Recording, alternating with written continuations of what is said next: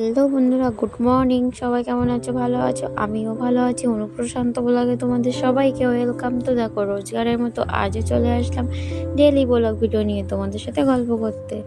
তো দেখো, আজকে কিন্তু ছিল শিব চতুর্দশী, আর আমাদের এখানে কিন্তু বড় ঠাকুরের মেলা হচ্ছে। তো মেলাটা কিন্তু 15 দিনের মেলা হচ্ছে, তো অনেক দিন থেকে। তো আমরা এসেছিলাম শিব চতুর্দশীর দিন মেলায়। তো মেলায় এসে যেটা আমাদের প্রথম কাজ, সেটা হলো প্রত্যেকটা দোকানে যাওয়া আর কিছু কিছু করে জিনিসপত্র কেনা। তো তার জন্য দেখো, আমি কিন্তু সাথে সাথে দোকানে চলে এসেছিলাম। আর দোকানে এসে আমার পানি সংগ্রহ রাখার জন্য আমি একটা নিয়ে নিলাম। দেখো এখানে, আর এখানে কিন্তু অনেকগুলো ঠাকুর, কাঁসার জিনিসপত্র অনেক কিছুই কিন্তু রাখা আছে, এই যে দেখতেই পাচ্ছ। তো আমি সব একটা একটা করে দেখছিলাম, আর আমার শিব ঠাকুরের গলার জন্য একটা সাপও দেখছিলাম। তো একের পর এক দেখে দেখে আমি শুনছিলাম যে কোনটা ভালো লাগবে, কোনটা নিলে কেমন হবে, তার জন্যই কিন্তু দেখছিলাম। আর এই পাশে দেখো কি সুন্দর সুন্দর ঠাকুর রাখা। আর এদিকে দেখো, এই যে প্যান্ডেলটা, পুরো মণ্ডপটা, এই এখানে কিন্তু ঠাকুর। আর এই দেখো আমার রায়বাঘিনী নয়নী সেজেছে। আর দেখতে পাচ্ছ, মেলাটা কিন্তু অনেকটা বড় এরিয়া নিয়ে হয়েছে।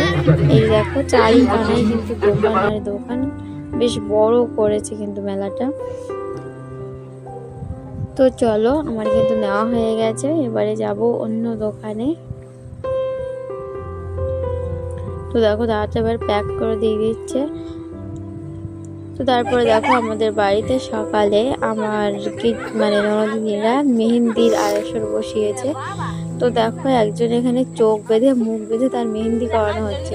মানে ও এতটাই হাসে যে ওর হাসিতে কেউ আর মেহেন্দি করতে পারে না। তো ওর চোখ মুখ বাঁধার পরেও ও দেখো হেসেই যাচ্ছে। আর এই যে দেখো, মেহেন্দির 8-2 মাস্টার বসে পড়েছে 2 হাত নিয়ে।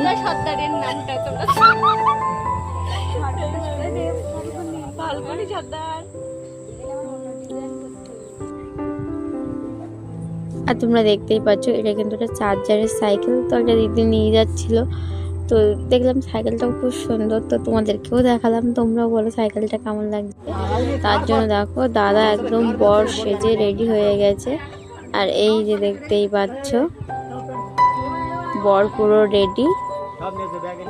মানে হঠাৎ সিদ্ধান্ত, হঠাৎ বিয়ে, কোনো কিছু আয়োজন না, কোনো কিছু, মানে সব এখন তোড়জোড় চলছে। তো তোমরাও দেখো বিয়েটা কেমন কি হয়।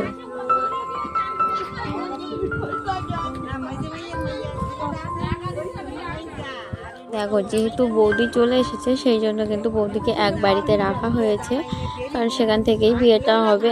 আর দাদা এখান থেকেই যাবে, তো তার জন্য ওকে রেডি করে দেওয়া হয়েছে। আর ও কিন্তু গাড়িতেই যাবে, তার জন্য দেখো গাড়িটা সাজানোও হয়ে গেছে। আর কেমন হয়েছে সাজানোটা তোমরা কিন্তু অবশ্যই কমেন্ট করে বলবে।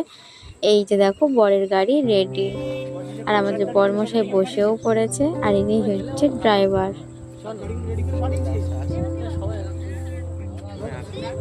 তো দেখো, বর তো গাড়িতে আগে উঠেই পড়েছে, আর বরের গাড়ির পেছনে কিন্তু বরের ভাইও উঠে পড়েছে, তোমরা দেখতেই পেলে।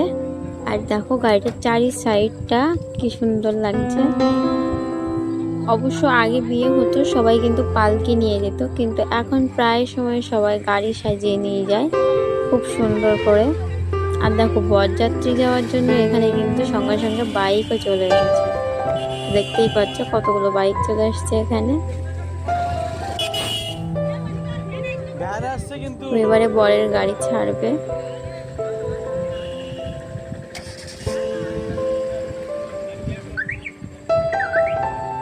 এই যে দেখো, বরের গাড়ি ছেড়ে দিয়েছে এবার।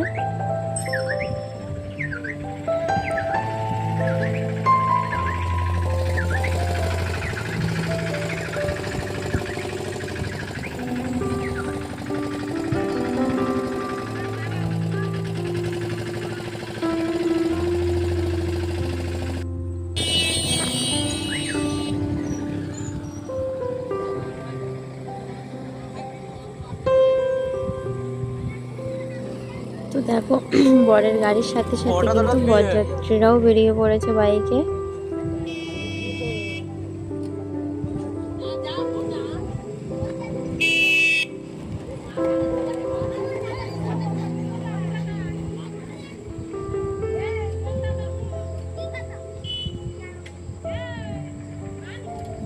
রাত্রিতে বিয়ে করার পর নিয়ে যাবে।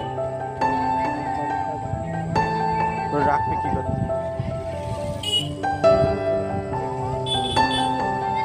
তুমি পরশুতে চলে আসবা, থাকবে না?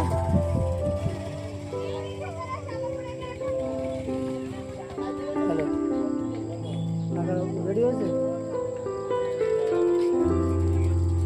আমি দেখুন যাচ্ছি তো।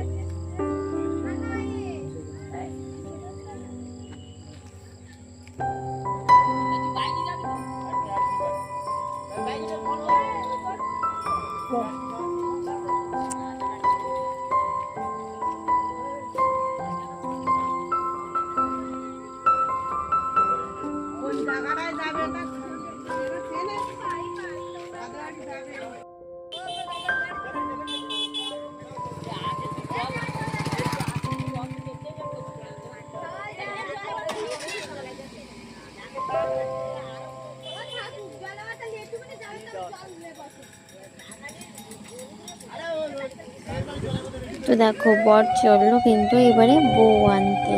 এই যে